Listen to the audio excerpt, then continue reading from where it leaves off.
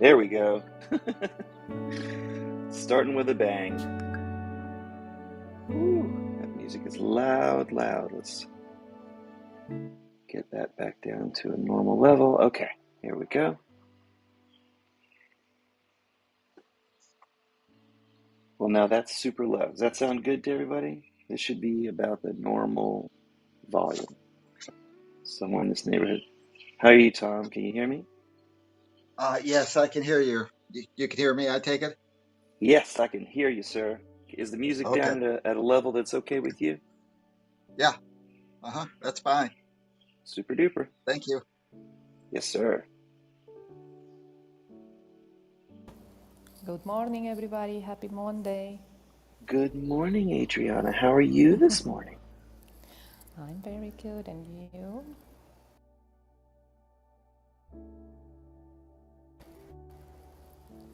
I will be better with a green badge.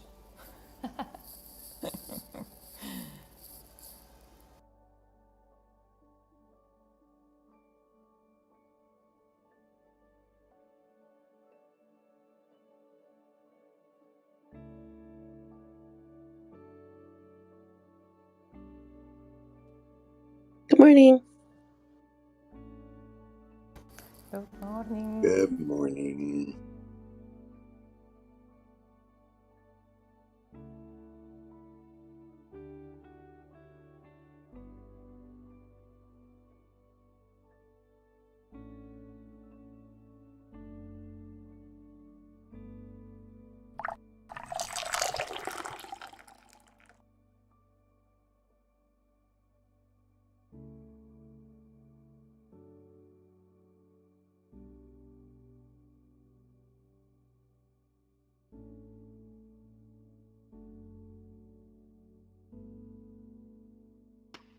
Good morning. Sounds like everything's looking pretty good. Thank you, Adriana.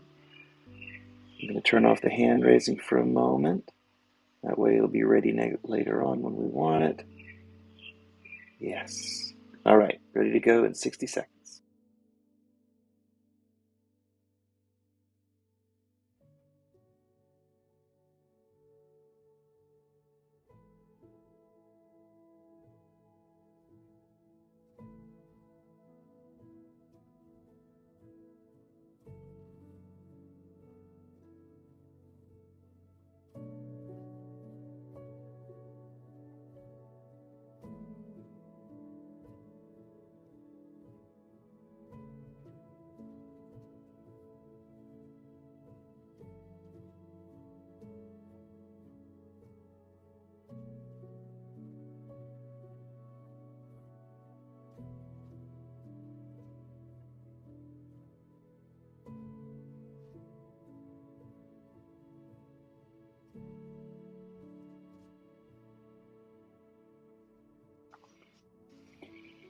All right. Good morning, everybody. Today, lesson 136. Sickness is a defense against the truth.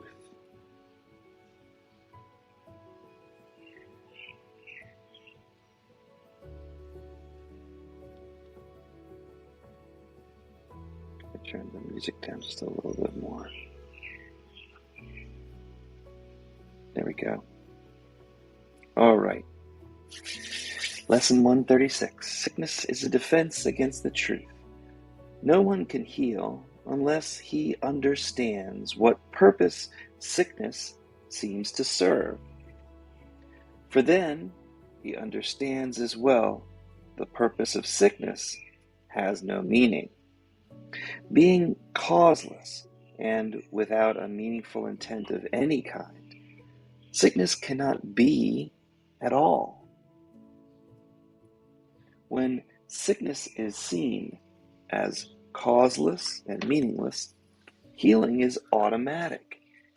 Healing dispels this meaningless illusion by the same approach that carries all illusions to the truth. It merely leaves the illusions there to disappear. Sickness is not an accident. Like all defenses, It is an insane device for self-deception.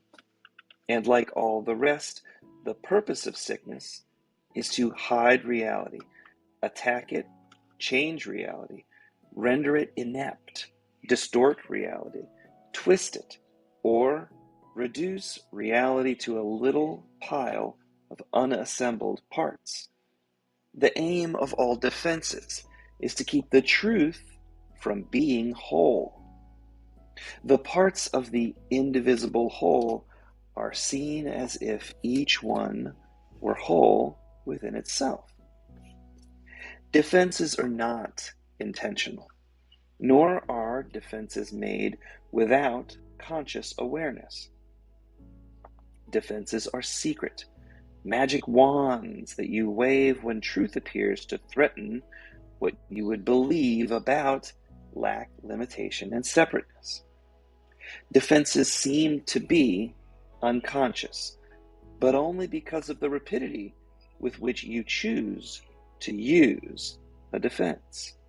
In that second, even less, in which the choice is made to use a defense, you recognize exactly what you would attempt to do, and then you proceed to think that the defense is done.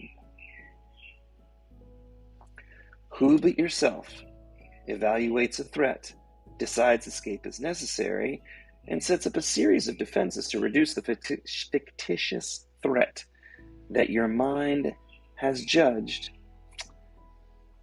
as real? All this evaluating and planning cannot be done unconsciously.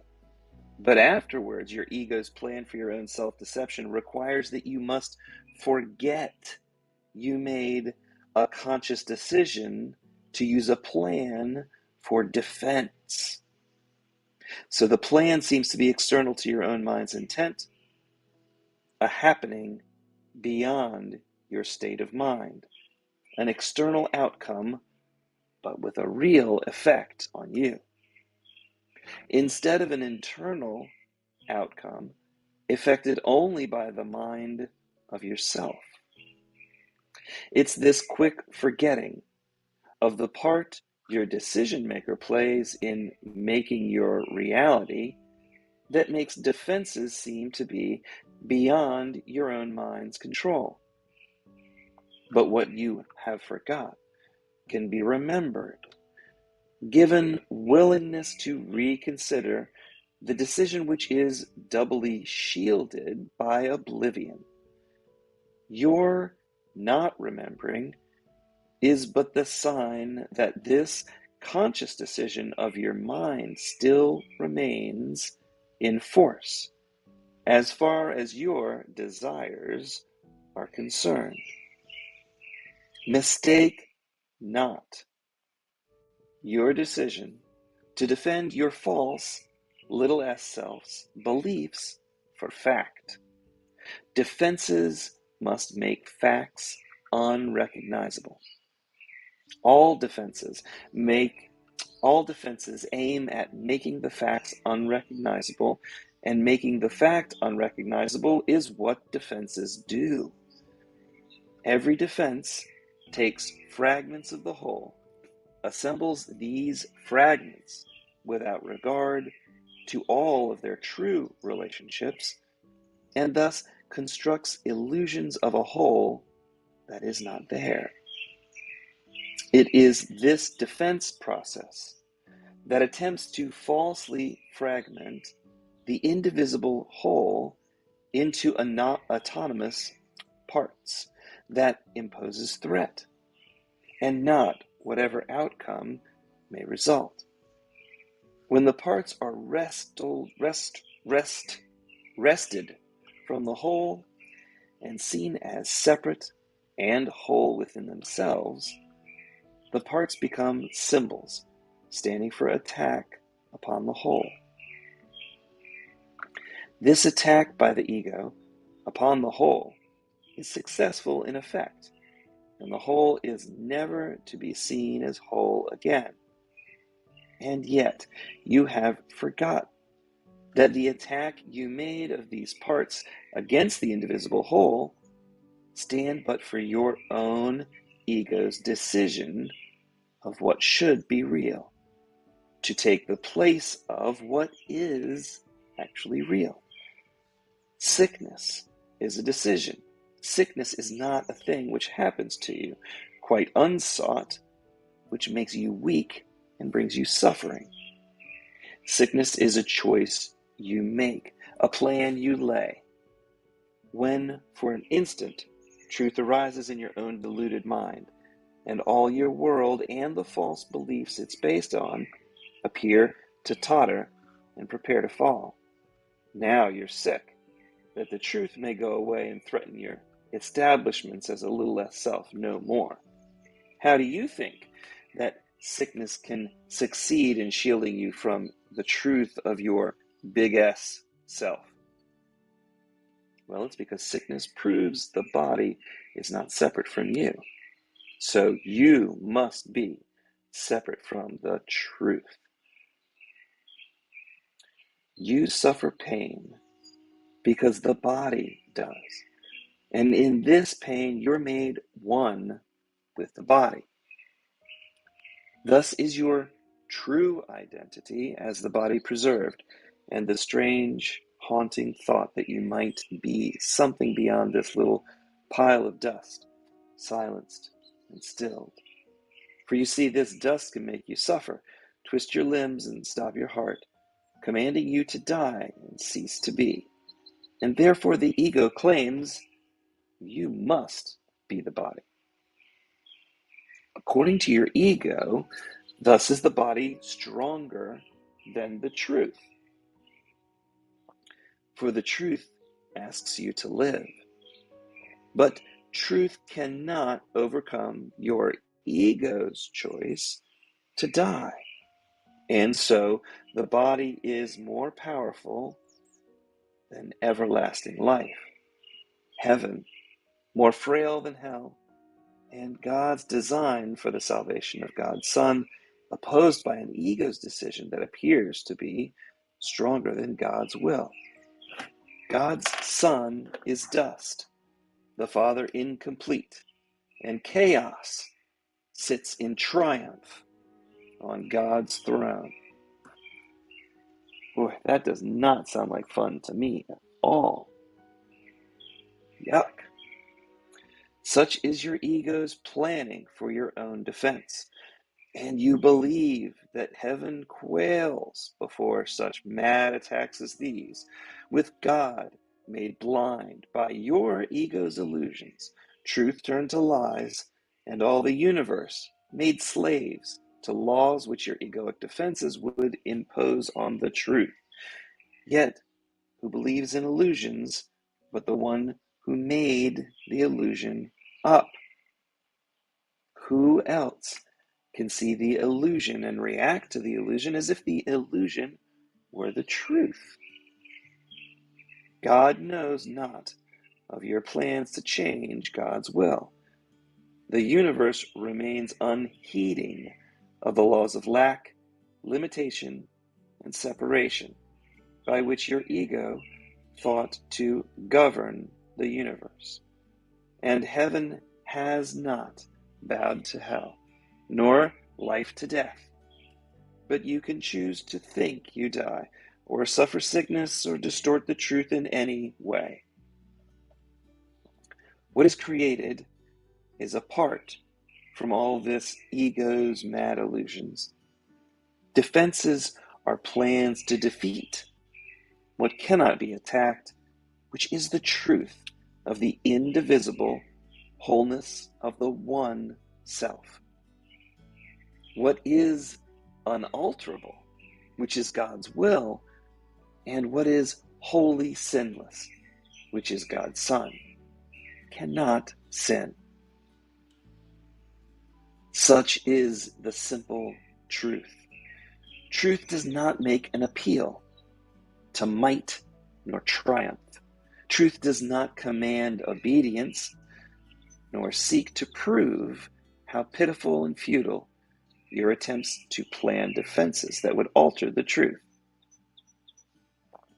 Truth merely wants to give you happiness, for such is truth's purpose. Perhaps the truth sighs a little when you throw away its gifts, yet truth knows with perfect certainty that God wills whatever God wills for you. What God wills for you must be received. Sometimes I try and catch up and I slipped up. So that sentence was, perhaps the truth sighs a little when you throw away its gifts, yet the truth knows with perfect certainty what God wills for you must be received. It is this fact that what God wills for you must be received that demonstrates that time is an illusion. For time lets you think what God has given you is not the truth right now, as truth must be. The thoughts of God are quite apart from time, for time is but another meaningless defense you made against the truth.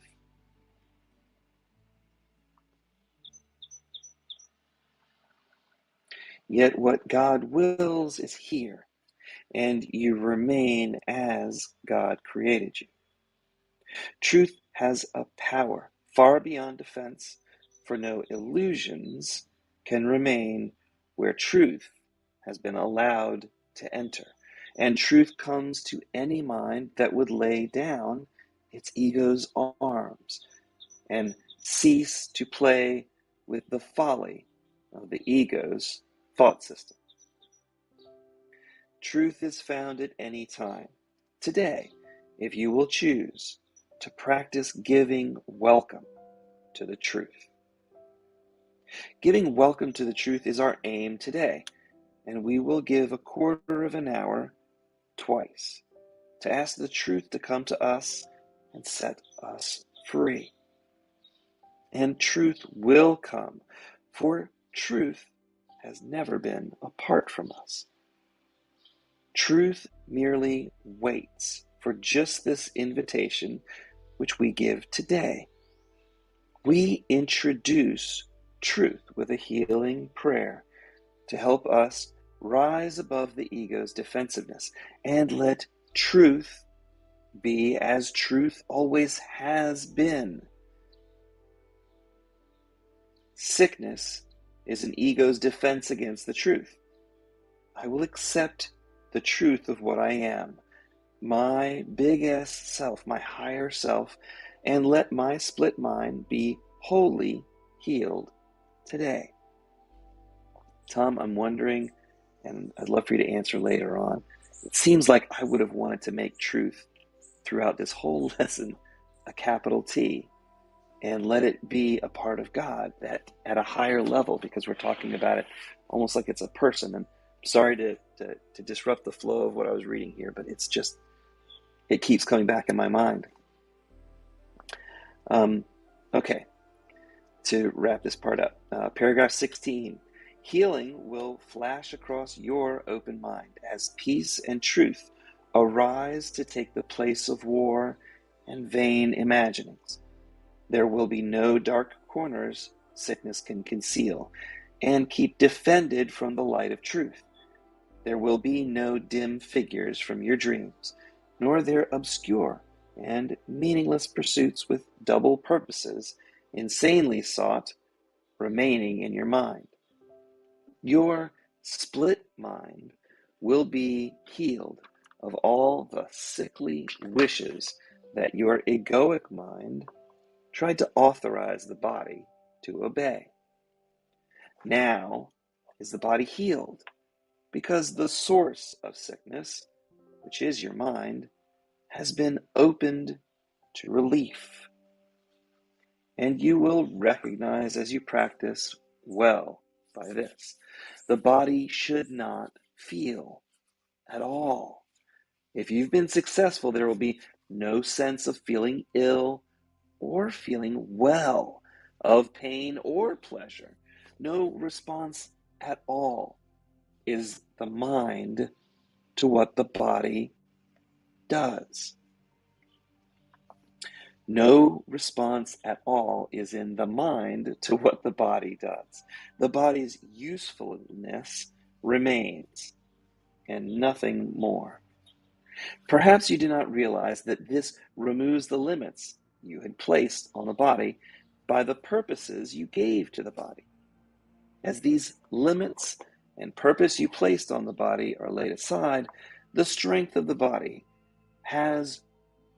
will always to be enough to serve all truly useful purposes.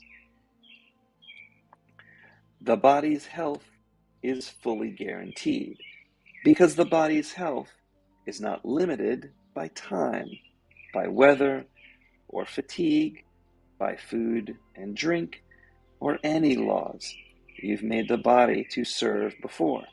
You need do nothing now to make the body well, for sickness itself has become impossible. Yet this protection needs to be preserved by careful watching to avoid following your old egoic thought system based on lack, limitation, and separation. If you let your mind harbor attack thoughts, yield to judgment, or make plans against uncertainties to come, you've again misplaced yourself and made a bodily identity which will attack the body, for the mind is sick. Give instant remedy should this occur by not allowing your ego's defensiveness to hurt you longer. Don't be confused about what must be healed, which is your mind's limiting beliefs. Dad, did you want to say something? Your mind's limiting beliefs of who you really are. But tell yourself, I have forgotten what I really am, for I mistook my body for myself. Sickness is an egoic defense against the truth, but I'm not a body, and my mind cannot attack, so I cannot be sick. Notes to Lesson 136. Sickness is a defense against the truth. Yesterday we mentioned that defenses are plans that you make against the truth. They're designed to support your belief that you're a little s self and not part of the shared mind of God. Every defense attempts to disassemble and separate the various aspects of an indivisible whole into numerous autonomous parts, and then reassembles some of those aspects of the whole without regard to their true relationship to the whole. Defenses are designed to create the illusion that there are numerous autonomous bodies, autonomous separate entities that exist apart from each other and are different from what comprised the original whole. The true interrelationship and interconnectedness is disregarded and ignored. A whole is indivisible and cannot be divised or subdivided into smaller units or autonomous parts that have their own separate existence. A whole is not the sum of its parts because the relationships create something greater than the indivisible parts. When indivisible aspects are segregated from the whole and seen as separate and autonomous by themselves, they become an attack against the whole. On a grand scale, we can see how this defense was utilized to attack the truth of the one self. God cannot be defined because God is unlimited. To define is to limit, yet this is what we've attempted to do with that one self. We speak of God the Father being cause and Son being the effect, yet Father and Son are two aspects of one indivisible force that we call God. Each aspect is needed to complete the other. A cause without its effect is not a cause. An effect needs its cause, for without it, the effect would cease to exist. Both cause and effect are dependent upon the other for their existence and form one indivisible whole. Without their true interrelationship and interconnectedness, there would be no whole nor separate parts. There would be nothing. Different aspects of the one whole cannot have their own separate existences. The true relationship is that there is only the one. When we perceive any aspect to be autonomous from the whole, we've attacked the oneness of the shared mind of God. Unless we're willing to drop our defenses which fragment the whole, we will never see our mind as part of the whole again. Sickness is the ego's proof that you're the body and the body is you. You suffer pain because you believe your body does, and in this suffering you associate your mind as belonging to your body.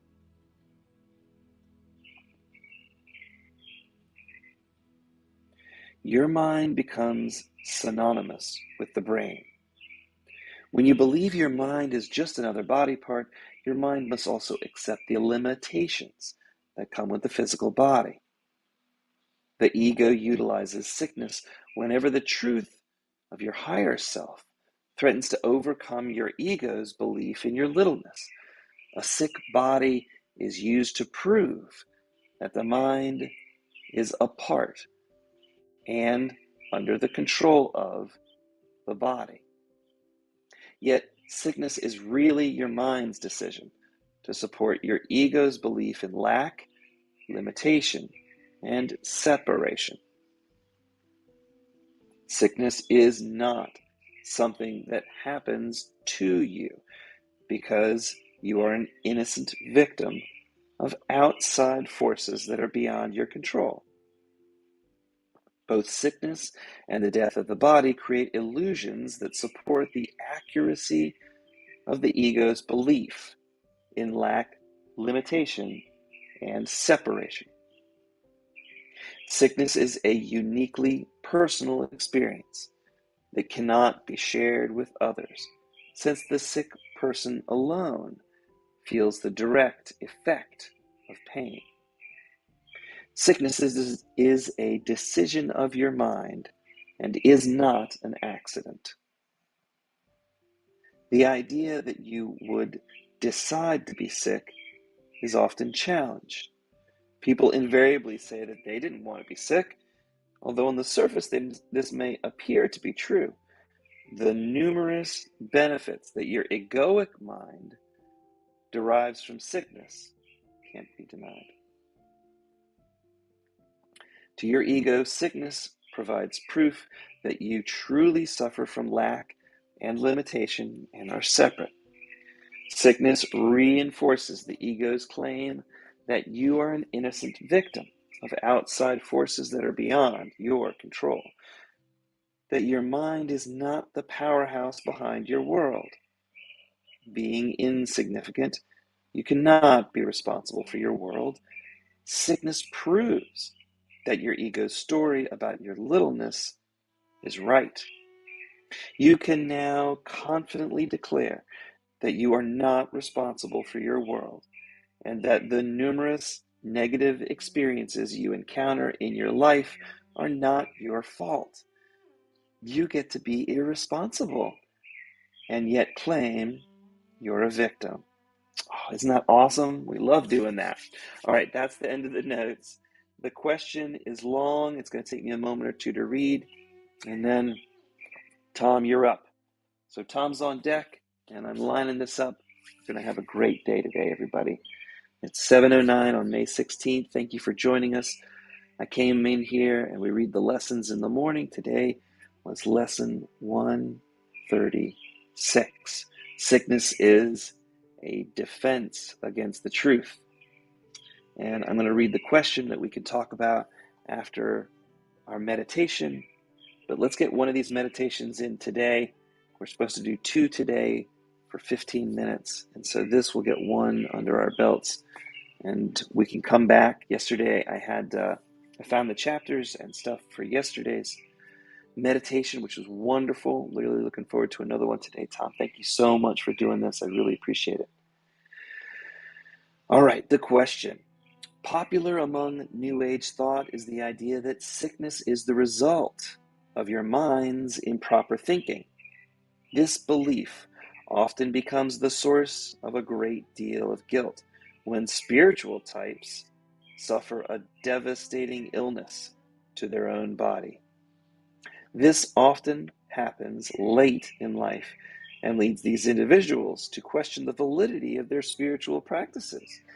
They can't see how their own thinking brought about the cancer, stroke, heart attack, or other disease from which they suffer. This generates a crisis in their faith. Can you see how sickness can be used by the ego to effectively attack your belief that your mind is the source for your experience? If your physical body is sick, does that mean your mind must also be sick? What a question, huh? The conundrum of how we get ourselves sick is really a confusing one, especially when you look at like a little kid with cancer. It seems like that has got to be impossible. So these are definitely some of the biggest ego stumbling blocks that we use to confound ourselves. So I really appreciate you guys being here. This is one of those ones that was really good and juicy to sink into. Tom, you ready? Yes. Uh-huh. Oh, Okay. great. Okay. I take it you can hear me okay? Yes, I can hear you okay. It Okay. sounds like the music isn't too loud. Is it in your way at all? Mm, no, I can. it'll be all right. If you want to turn down, that's fine. A little, Okie but dokie. I just okay. turned it down a little bit because I did hear it a little bit louder. So I guess now it will be fine. Okay. Great. Thank you. So that lesson for today says that sickness is a defense against the truth. And we often uh, use that idea of sickness as proof that we could not really have the ability to impact our world or that our beliefs generate our experiences.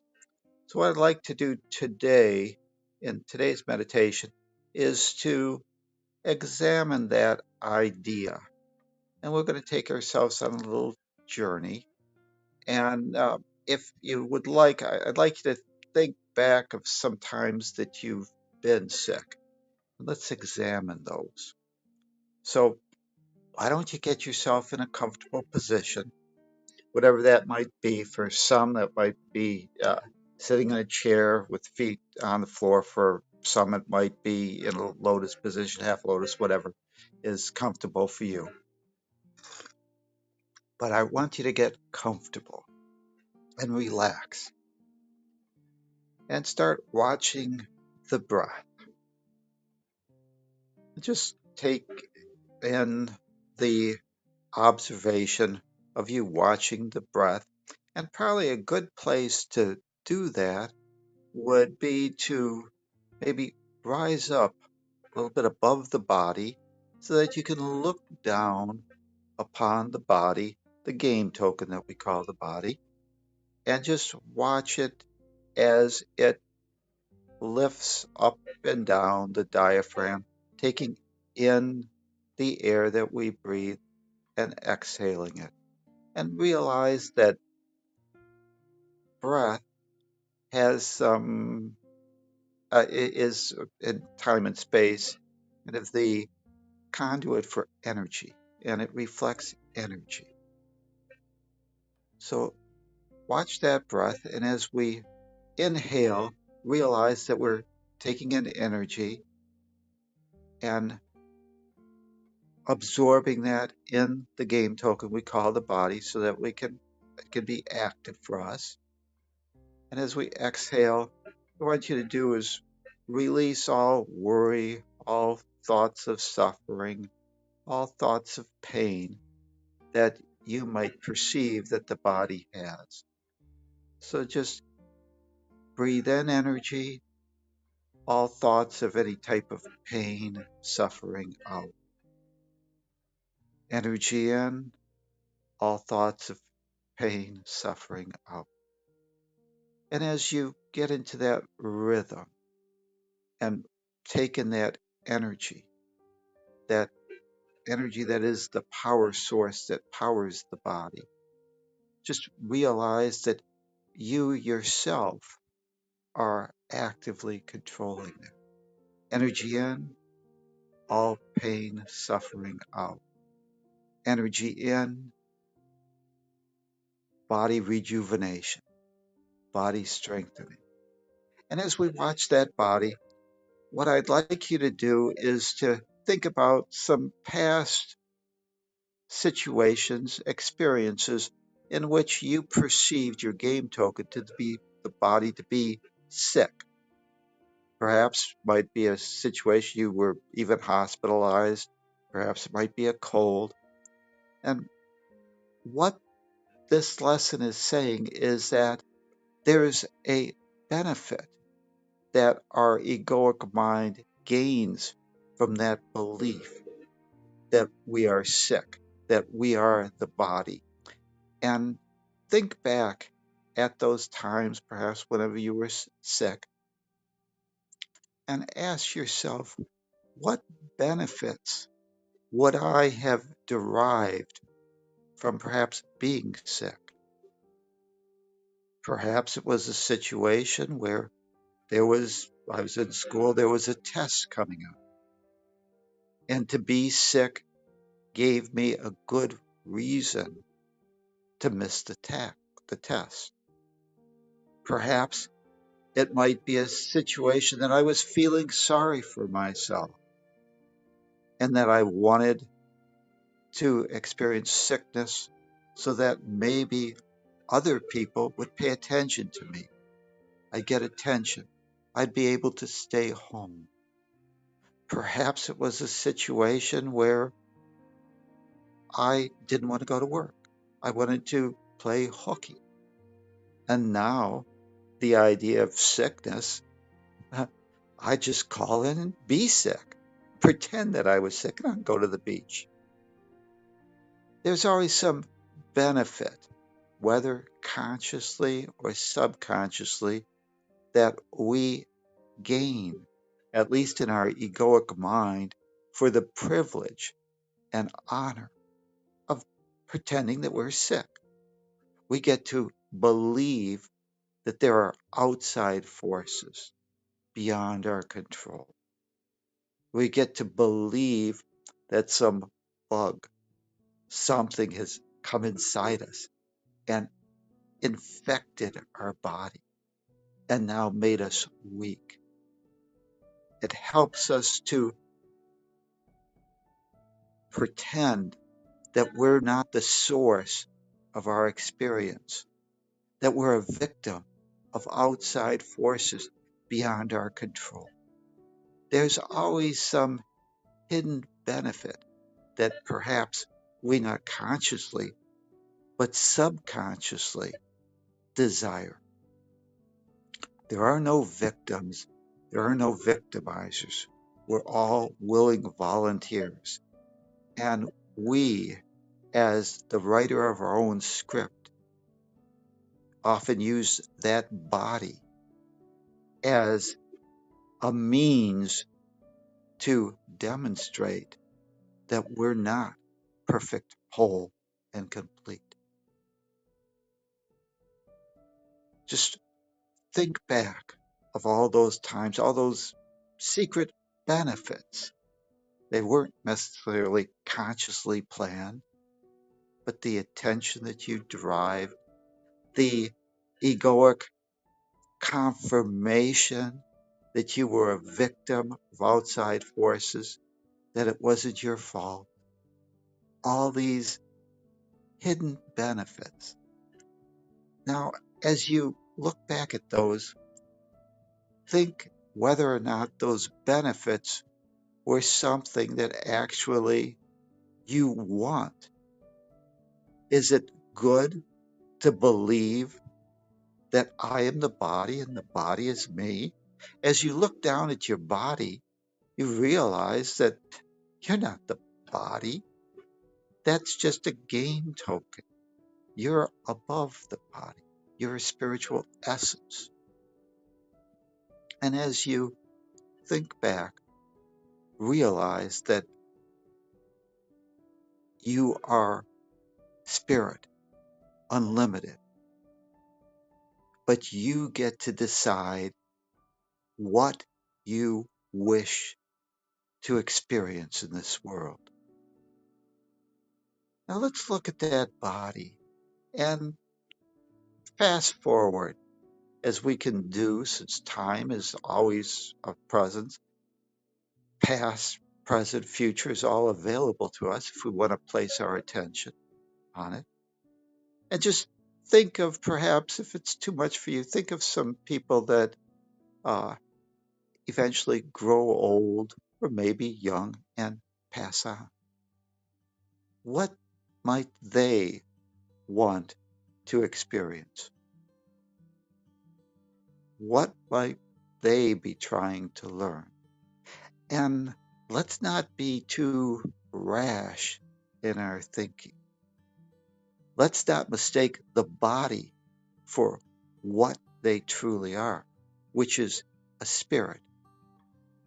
Death is consciousness leaving the physical body. Birth is individuated consciousness coming into the body. But with or without a body, you still exist. This body, this game token, is just a placeholder for us to hold a space on this planet Earth. With or without the body, you still exist. Essence, your essence energy cannot cease to be. And as you watch that body token, realize that a body is merely a vehicle for you to hold a space in this world, time and space, and that ultimately you may decide that you no longer need or want the body. And when you do that, we will decide that the time, the learning lessons that we can glean from maintaining that body and keeping it alive, so to speak, is no longer worth the effort or the few learning lessons that it can provide. And at that time, we'll choose to cut the silver cord and exit so that we can have new experiences, new learning lessons. Sickness or bodily death is just a part of the laws that we agreed to when we decided to incarnate into physicality. Bodies ultimately wear down, and a body is like a car. You can maintain your car, you can get oil changes so that the car can serve you, or you can choose to neglect the car. You could choose not to maintain it, but it's your car, it's your vehicle. And as you look at that body, that game token, think about how you treat it. Do you treat it with the respect that it deserves so that it can serve you well? Or do you make too many demands on it? realize that the body is a neutral communication device. And if you want that body to be able to communicate to other actors on this stage, it may be beneficial to maintain it, to get that oil change, give it proper food, sleep, whatever. But realize that you are not the body and the body is not you. And the body will serve you well. And when it's time that you no longer feel that you want to be here, you are free to always cut that cord and leave. So realize you are essence, energy, individuated consciousness. And as you hover above the body, why don't you, with love, start working that pump? Energy in, all pain, suffering, fatigue out. Energy into that game token you call the body, all worry, suffering, pain, fatigue out. Energy in, feeling that body rejuvenate. Energy in, feeling your reserves increase as you pump and place more and more attention on this game token, the body. Energy in, all thoughts of separation out. Energy in, all guilt, shame, fear out. And now realize that you're not the body and you are a spiritual essence. And now just place your attention on all the energy that's surrounding you. It's part of your essence. And connect with that energy. Realize that you are energy and you have the ability to manage, manipulate that energy. That is your power. That is your source. And connect with that energy. Realize that that energy is what we all are and that we are joined because we are energy, part of the oneness of all that is. The love of God in. Now that we have our reserves out, we can use the body to extend that love out to all. The love of God in, the love of God out. The love of God in, I extend the love of God out to my world. I accept the love of God. I extend the love of God. I accept the love of God. I extend the love of God. You are the controller of energy. Energy is what you are, your essence, individuated consciousness, part of that oneness that is the all, the oneness of everything. And you resolve in your mind today to extend that energy and to treat your body with the love and respect that the game token deserves. And re-enter that body and just start reconnecting. And as you re-enter the mind, start circulating that energy throughout the body, knowing that your body is rejuvenated, alive, and is here to be able to serve you today as you make demands on it, and it will serve you well. So just watch the breath. and reconnect to the body. And when you feel that you've reconnected and you've realized what the body is for us to be able to use as a neutral communication device to extend love to all. When you come to that feeling and you're content with that, you've reconnected, take a breath and open your eyes and know that today you will use that body to demonstrate love in form. Create a great day for yourself and your world. Namaste.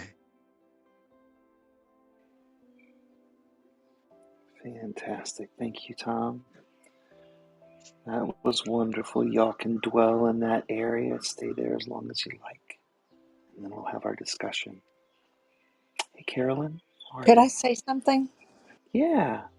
Tom, your meditations are just marvelous. You teach A Course in Miracles each day by going through your meditations. Would you ever please consider taking each lesson, making a meditation out of it, and either recording it on YouTube or do something with it to make yourself some money with it? I don't care. I just think should be able everybody should be able to take a lesson like this every day and just go listen to it. Would you please consider doing something with this? You know, he's doing it right this second. This is what this is. I know, but every single day, the whole workbook should be a meditation of his, because it's teaching us the course just in that alone is just amazing. Thank you for doing these. Well, take it under advisement. Whatever is. Uh, Thank you for the suggestion. I appreciate the fine compliments, but just really, we're just connecting with the higher self. Whatever the spirit directs is what'll come through. So Well, it's I wonderful. appreciate Thank, that. thank you. We can create it, and I can gather it, and I can edit it, and this is kind of part of that process of being in the creation process. We're literally kind of creating a form of art as we do it, and that's why I'm recording these, because that way I can come back and grab, say, all the meditations if we do really well at it. But without kind of capturing it, you can't go back and get it later. So this is my creative process. Welcome to being part of it. Just in reference to what Carolyn said, uh, you are a part and minds are connected. So when we connect with the Holy Spirit, what we find is that we're all connected and you are the instrument in which, and we said the body is just a communication device. So the voice you hear is just your own higher self. If it resonates with you, realize that it's your own higher self speaking and that minds are connected. We all share, and just pat yourself on the back for being the wonderful person or individuated aspect of consciousness that has had the guts to come in here in time and space and put some skin in the game and demonstrate what love would have you do. And don't be too hard on yourself, because realize that we're here to learn how to manage and control and ultimately eliminate fear. And you have that power within you. So just let it shine. No longer hide your light under that bushel. Thank you, Tom. Thank you. That is beautiful. Well, I'm really happy to hear your meditations. Really, you always bring my spirit up, and it remains there for more time than in other kind of meditation. So thank you very much. I want to share two things because sickness, it's something that we really appreciating duality, and we are really caught up in the idea of sickness in this world, right? But I'm going to give you two examples with my daughter, that the sickness that we experience in the body always comes from feelings or emotions that are not expressed in some form or just released. My daughter, in her young life, she is 6 years old.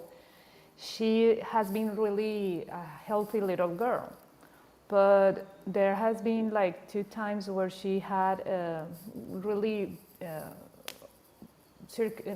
sickness in circumstances that are not easy to heal. So in those 2 circumstances that she had sickness that that wasn't easy to heal. One of the sickness was with me here, and it was in the year the pandemic hit. It was 2020 at the beginning of the 2021. She started to have a situation in her body. The previous year we had like the beginning of the pandemic. A family member died, not from COVID, but from other reasons. But for her was really like an impact because everybody around his father's side was really sad. We lost a dog that she really loved. We had hurricanes here in the house. So she had a great deal of fearful situations around her. And at the beginning of 2021, she started to have this kind of situation in her body. I'm not going to mention which kind of disease was or whatever, because it's not important. And I started to notice symptoms, and I took all the measures since the beginning, and all the tests, the physical tests that I made to that I give to my daughter, they were all okay. My daughter was physically, the test was perfectly fine. All the analysis in her blood or the ultrasounds, everything went, and she remained with the symptoms.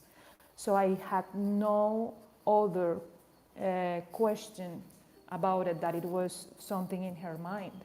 So I have to take her with my psychologist, my therapist, and with one single call with her, my daughter could express some sadness that she wasn't able to express to ourselves, to ourselves, to her mom and her dad, and she started to get well instantly after that one single phone call with a therapist.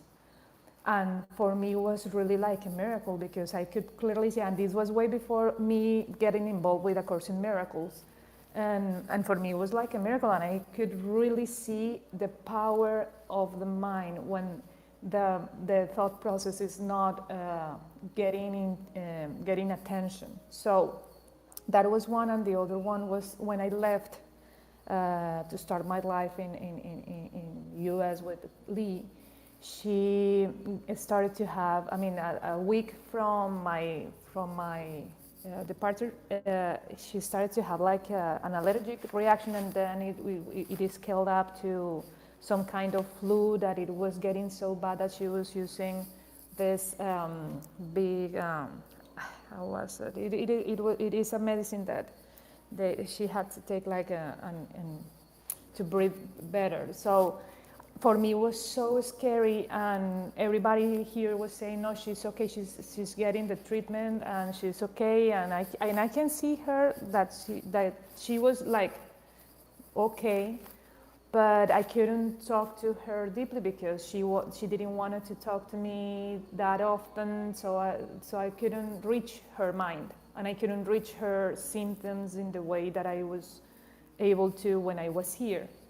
So I was just putting her in my mind, in God's hands, and all these things. And I told my husband, my ex-husband, sorry, I told him, you have to take her to the therapist, because this is not only physical, this is something in her mind, because I'm gone. So please take her to somebody. So he didn't take her with my therapist, but he did something um, to find. Well, he did something around her mind and a therapist that it's related to this. That it's not something from my side, and he could understand that she was angry. The the results to him, the therapist said to him, she is angry and she's not able to express that. So that very same night, he went to bed with her and he started to say to her, your mom loves you. She hasn't left you and we are not mad at each other. We are just, I mean, he started to say the same things to her that I was saying to her and really be reinforced in her mind that her mom loves her, that her mom is just rearranging the space so we can have a more expansion in love and all those things. And she started to get well and she started to respond to treatment well and she went up like in a couple of days after that. So I wanted to share these two situations because I know that for some people it's really hard to move forward with sickness in these ideas of it's only the mind, but it is true. I mean, the miracle, I mean, the most amazing miracles that we can experience probably is the healing process of the body. But again, that is not a process of the physical form. It's in the level of the mind. So that's why probably the world right now it's getting more and more important, the mental health. So I want to just share that because for me it was really amazing and the first experience that I had it was prior A Course in Miracles. So I can really believe this in a deep sense. I have seen it with my daughter in the past. I've seen some form of this with my mom and her cancer. All the organs in our body are related to a process in the mind, a process in your feelings. So it's not that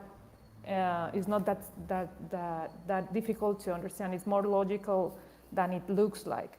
For example, if you have an organ that it's related to process, to process food, the stomach, for example, and the process with the food is to grab nutrients and release toxins. So how are you going through life, moving through life, dealing with experiences with the outside world? How is some things like that? I mean, if something happens in one hand, well, what does the hands do? Everything has like a metaphysics on it. And if you get curious about it, you will find so much meaning on them for your mind to release tension, to release emotions. The most scariest disease are probably processes in the mind that have been going on from years and years and years of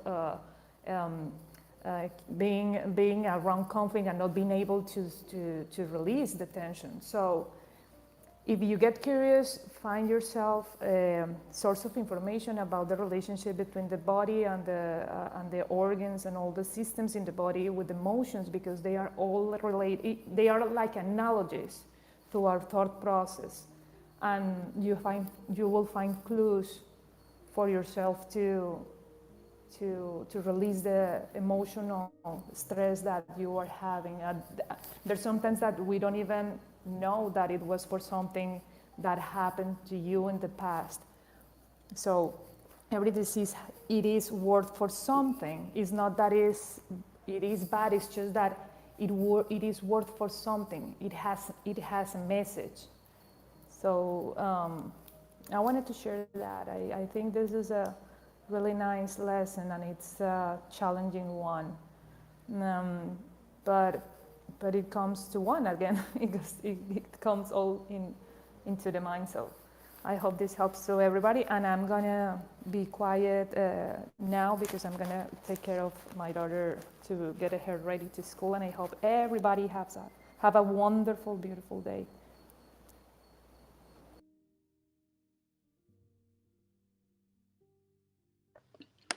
One of the things that we enjoy doing, and I think we do a pretty good job, is not accepting A Course in Miracles just because it's written in the book. It's a good start, because without that, we can't really play with the ideas. But I think that when Tom, for example, goes through his beautiful meditation the last 2 days, especially,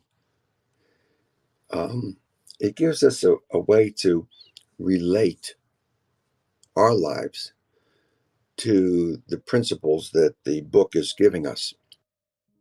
He does a very good job. And then we come out of the meditation and we have conversations. Of course, we've been having them from day one. And at least in this room, we like very much to relate them to actual living situations, not necessarily getting into too much detail, but what Adriana just gave us is certainly one really, or two good examples of how the principles that we're reading relate to life. Because the worst thing that could happen would be for someone to pick up this book and don't see it, and not see it as relevant or being able to relate to our Would that be the lives. worst thing? Well, let's just say then, okay, that's a good point. We don't want to miss this point. That It would sure be is a important. resource missed if we don't relate it and see how it relates to our lives. And this is one perfect example. Sickness is as a defense against the truth. It's one of the easiest ones to dismiss, isn't it? Yes. I find this one like okay, yeah, I can buy the other miracles, but come on. This one's a tough pill to swallow for me. And I've seen Adriana go back and do exactly what she was talking about just there. She might have a dream about her hand, and she'll go look up something about her hand and find something and find some way to dismiss it. It's kind of incredible. But keep going, Dad. Sorry to interrupt. That's okay. Well, miracles are incredible. They do not pass credence. They are beyond understanding, mainly because whatever level we are at that moment, this gives us a new perspective that we hadn't taken into account prior to that miracle. That is what a miracle is. One of the main definitions, it's a change in perception. It's what they also call a aha moment. Oh, that's what it means. They're the That's best. relates to my life. That is Some how revelation, yeah. it can improve the way my life has been going, because I've always thought blah blah blah ABC. It turns out it's really BCA. And that's not an acronym, it's just another way of looking at the same facts, the same individuated But facts then that I'm perceiving in what a if somebody certain. comes up to you and they say, no, it's EDF? What about then? It could be anything different from whatever you were calling. Sure, that's just because they put a raincoat on. Yep. I feel like that sometimes is the same with two sides of the same coin too. I can if somebody gives me a black and white situation, it's usually easy to see both sides of that black and white situation. It's harder with something like healing because it's a rainbow. Like there's 1,000 things to heal when you talk about healing. And there's faith healers and there's people who, can't walk and then all of a sudden they can walk, but you rarely see like a limb grow back. That's the kind of miracle that you would be, you know, nobody would take seriously these days. But that's the kind of miracles that they talk about in the Bible, ones that we might not take seriously today if we read them verbatim. But if we had been there and maybe they had described it incredibly accurately, it would be one of these more unbelievable miracles. I think healing is one of the miracles that we have an easy time dismissing I assume that the guys in the tents that are going around doing that kind of healing aren't real healers. What do you think about that, Dad? Or anybody else? Yeah, and please, you're all welcome to come in here. I wanted a little bit more of a discussion, so I was just kind of talking with my dad, but you're all welcome to kind of join in. And yeah. Well, that's when you have the healing that you're referring to now about in the tense, that's a different level. That's when the level of confusion explains the difference. There is healing of the mind, and the mind is inextricably connected with the body as long as we keep the body. When the body doesn't have any use anymore, as we read a few days ago, we drop it, and that's called dying or death. What I'm really trying to say here in the bigger picture for a moment is we do this reading every morning. We relate our lives to the lesson of the day as often as possible. And it's not just coffee. And I don't know if we even want, and I'm not suggesting that we have to change the name. I'm just thinking that I see this as a way of I just needed a theme. The um, coffee's just the theme. Please don't take away the coffee. Please. Sorry, Dad. I Keep going. coffee is nothing wrong with coffee. I drink it every morning Oh, myself. thank goodness. What I am saying is that closer to the truth of what we try to do here is to relate the lessons to life. So this is a course in miracles for living, or a course in miracles for life. And I don't have another name for it, but it's closer to what we do because we relate it to our lives. And that's just a thought that I had that I wanted to mention. Um, I think that Tom's recent meditations have elevated meditation to the body just getting into a relaxation mode and relaxing, as opposed to Tom bringing in elements of the lesson and helping to connect the dots, connecting the lesson to what we're living. How many times have we all, those of us that get up here and talk and put ourselves out here, we relate to something that just happened either today or yesterday or 10 years ago. It doesn't matter.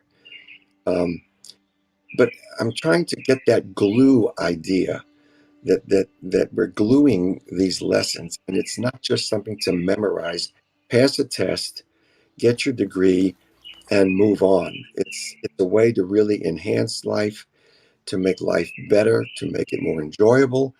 If we happen to be sick and somehow this particular lesson speaks to us, maybe because we're staying home in bed rather than not, then we have enhanced our lives because we've gotten a little bit more truth.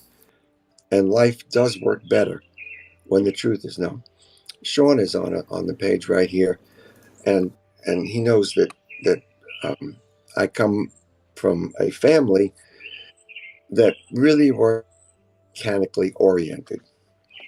That's a kind way of putting my parentage and my parents, and the joke in my father had to call the maintenance man to change a light bulb. Well, that's the way it was, and he was a lawyer, and had a photographic memory, and he could quote Milton and Shakespeare and the Bible all in the same breath, and all of that. He wasn't too interested in how a light bulb actually works. So my point here is this is integrating the lessons in A Course in Miracles, and a course is something that has lessons. And each lesson has something to do more and more with each day that we read the lesson. How often have you, either before, during, or after reading the lesson, lived that lesson and got it? Oh, that's what they were saying. And all of a sudden it makes sense. And I'm not trying to prove anything or go in any direction. Just wanted to make that comment and see if other people have also had that Can I kind of say experience. something? Absolutely. I, I Everybody can think say. David wanted to No one speak. has to. Um, um, Tom, I'm just gonna be quick because I have a few time. I just want to say that everything that I shared is not to dismiss. I know that this is not that related with what Bob was saying, but everything that I said is not related to dismiss the part of the medical process, because everything is here for a reason. I mean, every tool that you have to make yourself treated, it's helpful, and it will bring you into the best balance that your mind needs in the moment. What we need to understand with the lessons, with this lesson, and with the process that we are going through in our lives here in this dualistic world, is that the source of everything is the mind. So everything that you do at the level of the form, let me just, everything that you do at the level of the form, you will have to reinforce it with a process with your mind. If you're doing this course in miracles, you don't get to disregard the mind. There's everything. I mean, if we are understanding that everything that we see with our eyes is an illusion from our belief systems. Everything that you touch is just energy fixated in some specific way for you to have an experience. Then you have to realize that the sickness and the body is related to a huge and big belief systems that are there to remind you where to look within yourself in the mind. The separation idea, it's the source of all this sickness, but it has been built through like an structure or a circuit of belief systems. And we need to find sometime that fine thread that relates to that part of our body that it's aching, that it's in this ease, to arrange things in the mind and allow anything that you are experiencing the level of the form to rearrange as well as a product of it. So if you're in treatment, if you're having a disease and you're in a medical process with medicine, it's okay, it's what you need to do. But what you need to also take care of is your relationship with emotions and how those are related to your body, because the body always is related to some kind of belief systems as well. So I wanted to share that just to be clear that this is not about disregarding any medical treatment or anything, because people get confused sometimes, and I just got a little bit. Sorry. Okay, it's Lee. So you go ahead. I'm sorry, Tom. It's your turn. Tom, yeah. I think David wanted to speak. Yeah, go ahead, David. Yeah, hello everyone. I just wanted to jump in here. As most of you probably seen, sort of tagging along and listening for the last couple of weeks, I think now, and just want to I was introduce really more myself. thinking about you as a lurker. Thanks for Yeah, coming up. Appreciate you coming up on yeah. the My stage. my mornings are a little bit crazy, so I can't. It's really hard for me to get a space to talk. Oh, But totally. I did. I get it. Yeah, I did just want to share my story just a little bit because it ties into today's lesson a lot. Um, so I've been dealing with chronic illness for about 11 years now. Um, I've been through a lot of ups and downs with it. I guess I came from a very, I'd say like I was a very, very logical person in the past. Had a degree in computer science and mathematics, and came from a very legalistic Christian background. And anyways, I spent the last about 8 years, I think, going to doctors and spending hundreds of thousands of dollars and trying to find answers to what's going on with me physically. And sort of led me back around to the course, which honestly was a huge stress, like a huge stretch for me for where I was in my life. Um, I did course about, I think it's been about 3 years ago now. went through all the lessons for a year, and it honestly it changed my life in like a huge way, spiritually. It was a drastic shift in mindset for me and sort of set me on a different spiritual path. And since then, I've been working with a lot of different people, concentrating a lot more in the emotional and spiritual realm, um, trying to work through some of the stuff to hopefully help on the physical side too. And I have made improvements using the course and things similar to it. Um, so I did want to share that, but that's also why I continue. I mean, it's actually been like a huge blessing in some regard because it my paths have changed so drastically in other areas of my life due to going down this path of trying to heal the illnesses really has led to tons of growth in other areas of my life. But I still do greatly. I have days, especially, where I struggle a lot with the physical stuff still remaining and not having a lot of answers around those areas. So I continue to do the work and continue to try to do a lot of release around the fear and stuff that I have going on with it. And like I said, it does continue to shift and move. So I am making progress with it, but just wanted to share and introduce myself to the group. I appreciate all that you guys are doing, and I think it's really cool because the first time through on course, I was sort of by myself doing it, and you know, hadn't had a lot of experience in this area at all.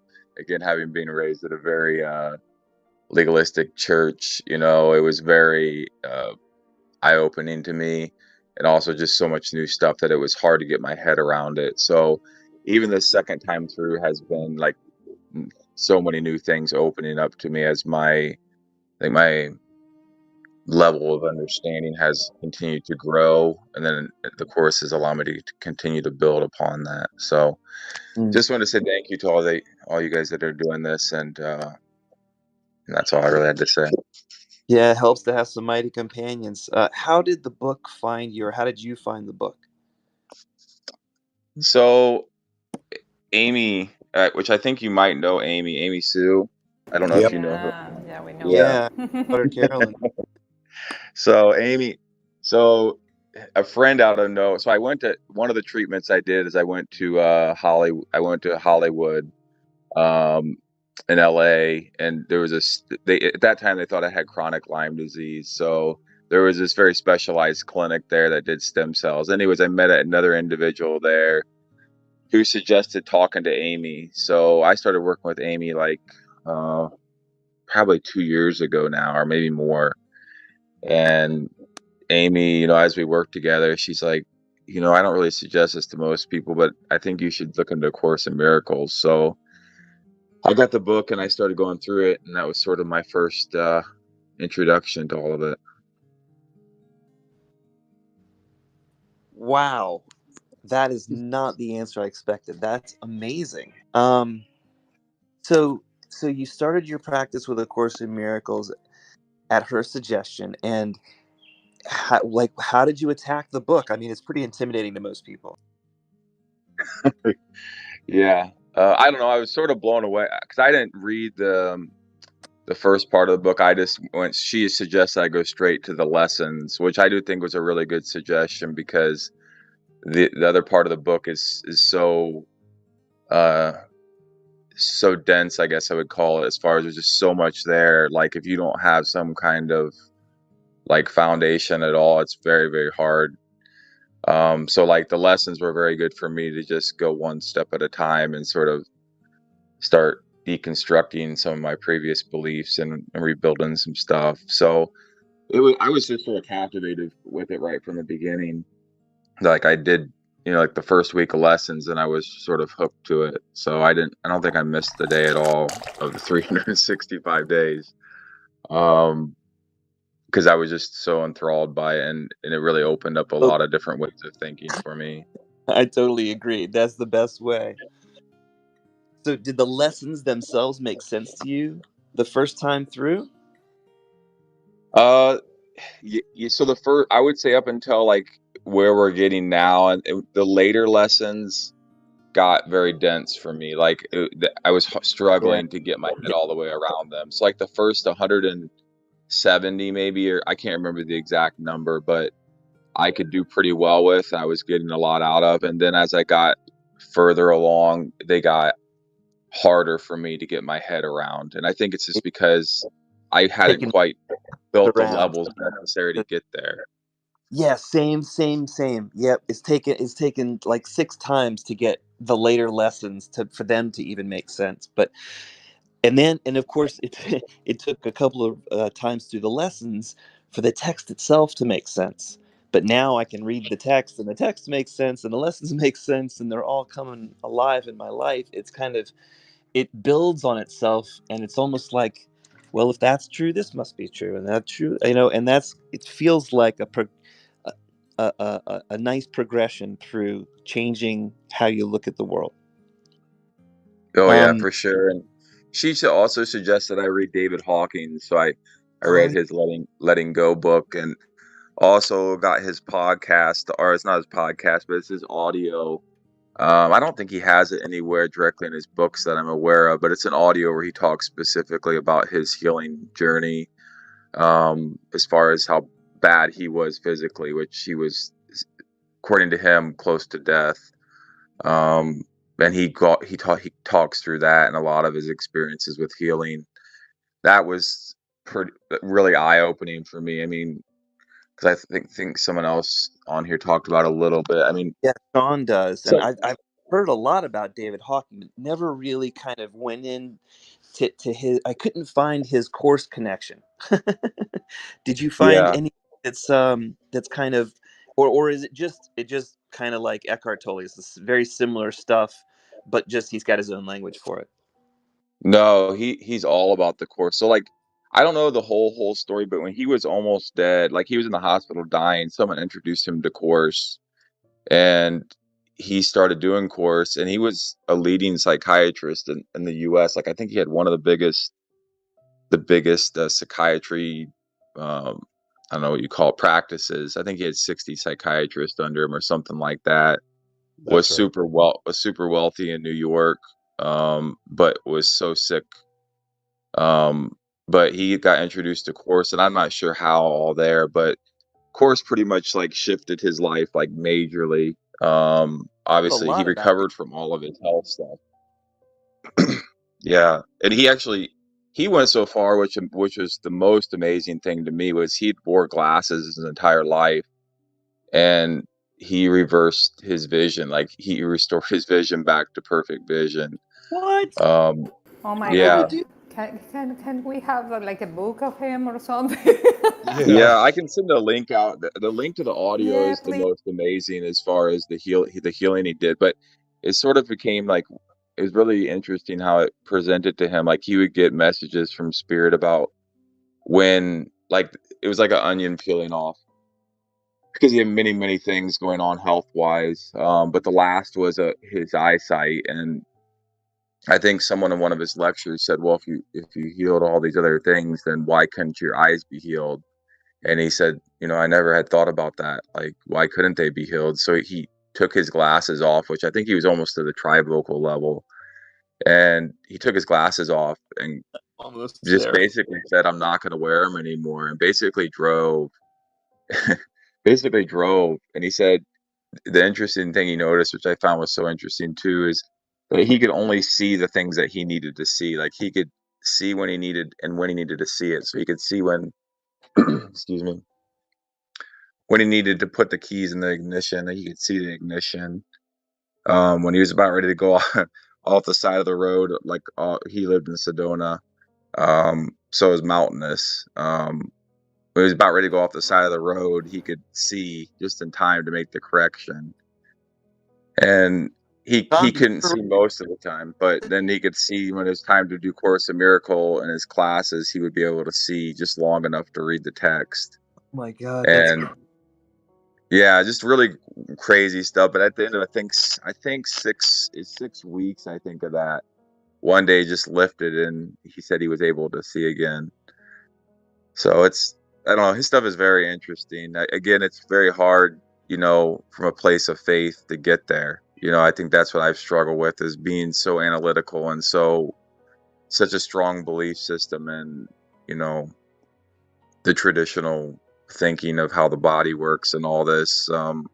It's hard to get your head around it all the way, and it's hard to build the faith. And that's where I really just been trying to work on myself, is step by step build the faith that, all this is tied to what's going on in myself more than it is any external things. And I've had all kinds of tests done. I've been to probably 25 doctors and all kinds of things, both traditional, non-traditional doctors, and none of them have really found anything like really significant as far as to be pointing to why I have the stuff that I do going on. So, but yeah, I'll try to share out the link to that podcast, or it's really just an audio recording. I think it's about 2 hours long, or he shares his story, but his books are all available on Amazon and stuff too. But I don't know if he talks about the healing part much in those books or not. So, from what I understand of David Hawkins, there are a couple books that, are absolute needs, especially if you have a scientific point of mind.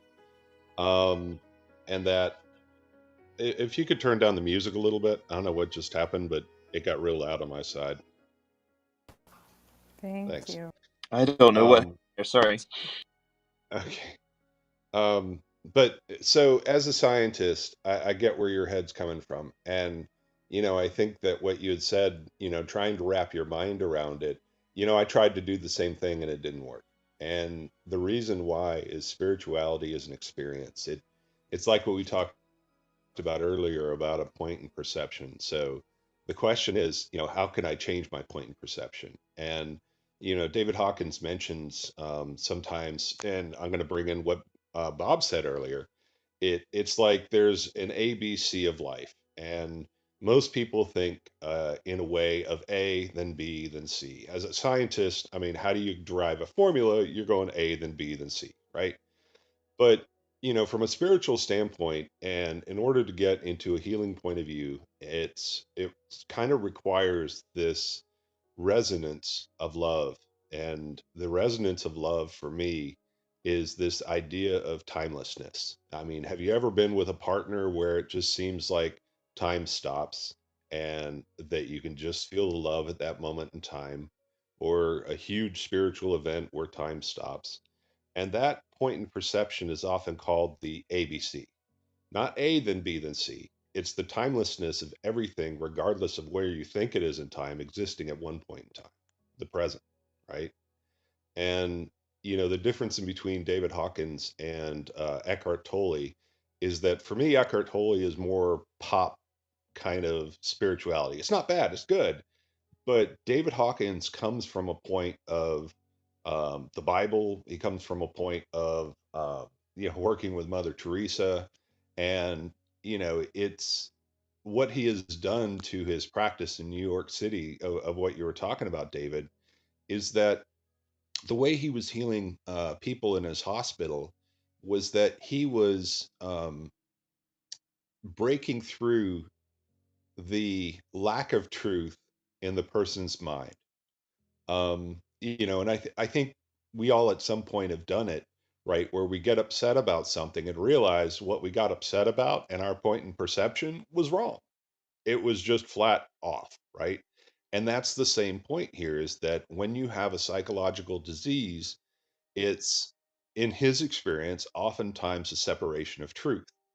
And he has this book, I'll say it again, called Truth versus Falsehood, and I recommend literally everybody on this read it. I have some of the audiobook, a good 75% of it stored, so I can get that out. But I really suggest that if you listen to David Hawkins, try not to analyze it and intellectualize it. Try to just experience the words as they happen, and notice your feelings as you hear the words. Notice where your mind is. Um, and then, once you get to this kind of, timelessness point, even only for a moment, you'll start to get that feeling that you're arriving there. Now, how much time that takes, minutes, days, hours, years, is really up to you based on, how much truth, how much are you willing to let into your heart, even though it may be totally counterintuitive or maybe the total opposite of what you've learned in life, potentially incorrectly. And that's the level of truth that healing starts to happen at. And it's I think the level of truth that we're trying to get to with this course. And I think this course definitely gets you into that direction of, form versus formlessness, and that formlessness is actually the truth that holds form, for example. Um, things like that are alluded to in this book and sometimes directly called out. But it's having that point in perception that brings that kind of truth forward. Um, anyway, thank you. I'm loving all this. And it just it occurred to me while I was listening to David and Sean both. And David, you need to put a bio in your. We don't know anything about you. You're just, as Lee said, you're just a lurker up until now. But I wanted to say something. I did not call him a lurker. I'm, I don't have a bio either, by the way. I stalk frequently. I see. Okay. Well, It's not we, required. It we is talk helpful, about though. balance, and we want to get balanced. But balance is only necessary if we already have, unfortunately, a dualistic way of thinking about life, because it's like a seesaw. If it's out of balance versus in balance, we think being in balance is better.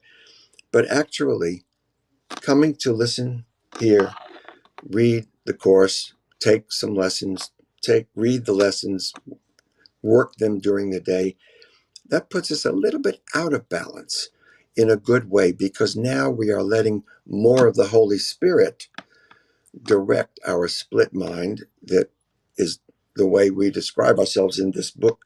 In the beginning, we're split. We're listening to the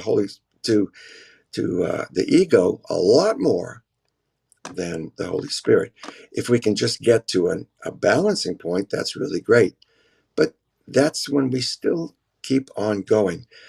And it's kind of like, I always like to use a spiral as an example. Some people come in through the door at the bottom of this spiral, and some people just pick up some light that comes in through the window a little bit later on. And every one of us constructs or deconstructs or reconstructs our own spirituality, quote unquote, in a way that works for us. Some people who start Course in Miracles by themselves find a lot of difficulty. I knew one guy who said he read the text all the way through, I don't know, what is it, 900 pages or something, and he got it. And that was baffling to me. And that's fine. At least he said he thought he got it. Whether he did or not, I don't know. And I'm not judging that. Although my inflection in my voice might send a message of my own judgment on it. Nevertheless, this is where we get many different points of view. Tom has an exquisite experiential education in so many different foundational ideas of spirituality, and he reintroduces the truths of this book through his lens, and it's fabulous, because that's especially when he does it in the meditation, because that's where our mind is. We just put the body aside for a while and we can really just think about it. The main thing that this whole book is saying, and that these things that I'm saying, and Sean and David and Lee and Adriana, each one has a slightly different way of talking about it. That's what I find most beneficial here. In other words, spirituality is not just a woo-woo place. And that's for the person who closes the windows of their mind, doesn't go in through the door, and doesn't even try it. When we use it in our life and other people can see it, it's nice when someday they say, "Where'd you get that idea from?" And I like to think that this book, the book we use, just has all the good ideas put in a way that makes sense at some point to everybody. And that's when they come in through the door, get away from the window, come on down through the door, and let's start at the beginning and go through it. It's a fabulous course. I love it. It's why we keep doing it here. And it's great to have people like David come in and say, well, here's how I started. And then I knew as soon as you mentioned Dawkins, Sean was about two faces away from yours. And I knew Sean was going to pipe in there, and he did. And it was great. And we connect more dots together as we talk about the dots. So I'm going to stop. I just wanted to, God, it's generalization. I'm not making any specific point except spirituality is not just woo-woo stuff. And back to you, Lee. I want to share something. Oh, Rainbow, go ahead. It's okay. My husband just walked in. I never get the chance to talk. The dog's always barking, or somebody's coming in the door, somebody's going out the door, and now he's coming in the door. He needs the list for the groceries, so I lost my chance again. I'm sorry. Don't worry. If you got a chance to talk again, please do so. We are really happy to hear everybody. Tamara, your turn Yeah, again. hi. I'd like to share something. Um, I was thinking about the question, which I'm not going to read now because it's pretty long, but something about the New Age, the New Age healing. And I'm not sure if this applies to the conversation, but I've been feeling a little bit challenged by I love the lessons. I love the workbook lessons, like the phrase. I can get a lot out of that, and I get a lot of contemplation. But sometimes the descriptions, I'm feeling